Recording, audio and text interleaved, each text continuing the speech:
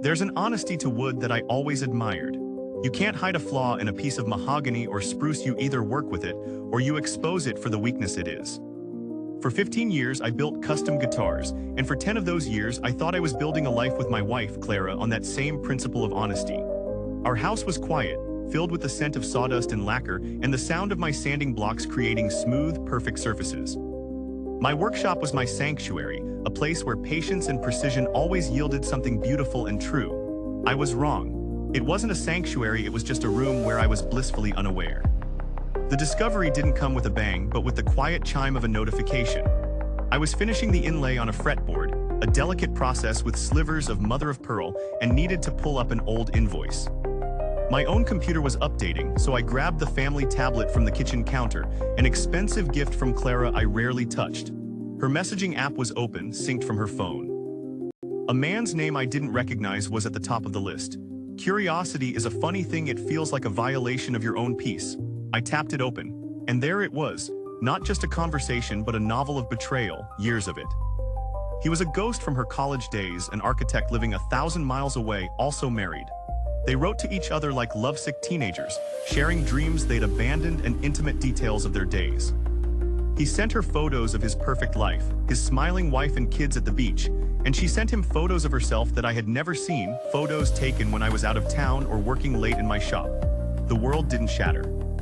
It turned to ice, and I felt a cold, calculated calm settle over me. I said nothing. I went to bed that night, lay beside her, and listened to her steady breathing, the breathing of a stranger. My anger wasn't hot, it was a slow-burning coal. For the next 2 months, I became a different kind of craftsman. By day, I built guitars. By night, I built a weapon. I became a digital ghost myself, slipping through the cracks of the internet, using every skill I had to learn everything about this architect. His wife, his business partners, his country club associates, his college alumni group, even his parents' friends. I built a network map, a web of his entire life, each note a person who trusted and respected him. I compiled every message, every photo, every secret promise into a single meticulous file. Clara called it my new project when she saw me up late, thinking I was designing a new line of instruments. In a way, I was. The final piece of my design was a website. It was stark, elegant, and brutal. The landing page was a high-resolution photo I took of a beautiful acoustic guitar, one of my finest, smashed to splinters against the concrete floor of my workshop. The only other thing on the page was a single clickable button that read, "View the portfolio." I chose my moment with the same precision I used to set the neck of a guitar. The architect was the keynote speaker at a major charity gala in his city, an event celebrating his firm's generosity. I knew his speech was scheduled for 9 o'clock. At exactly 9 o'clock, as he stood on that stage, basking in the applause of his peers, I sent a single email to every person on my list. The subject line was simple, a portfolio of his recent work. The body contained only the link. I pictured the scene in that ballroom, the soft glow of hundreds of phone screens lighting up faces, the smiles turning to confusion, then to shock, then to disgust. Clara was in the living room watching television when her phone began to buzz uncontrollably. It didn't stop. A friend had sent her the link.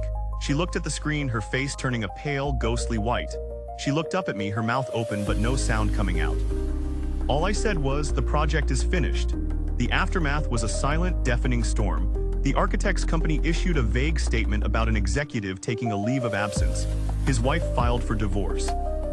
Clara packed a bag and left, the silence in our home now a tangible, suffocating thing. I sat in my workshop for days, surrounded by my perfect, honest guitars, feeling nothing. No triumph, no satisfaction.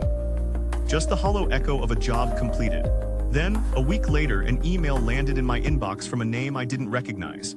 I braced myself for a torrent of rage, for threats and accusations from the architect's wife. I clicked it open. The message was only 4 words long. "Thank you for this." I stared at the screen, confused, until a second email arrived from her a few minutes later. She explained that she had suspected things for years, that he had always had these intense friendships, always making her feel like she was jealous and crazy for questioning them. He was a master of denial. My website, my cold, irrefutable evidence, wasn't just proof of his affair with Clara, it was the key that unlocked her from a prison of gaslighting she had been in for over a decade. He had done this before, and my revenge had finally given her the unshakable truth she needed to leave. I leaned back in my chair, the smell of sawdust filling my lungs. I had set out to be an instrument of destruction, to shatter two lives as completely as my guitar on the workshop floor. But in the process, I had accidentally become an instrument of liberation for a woman I would never meet. The knowledge didn't make me feel like a hero.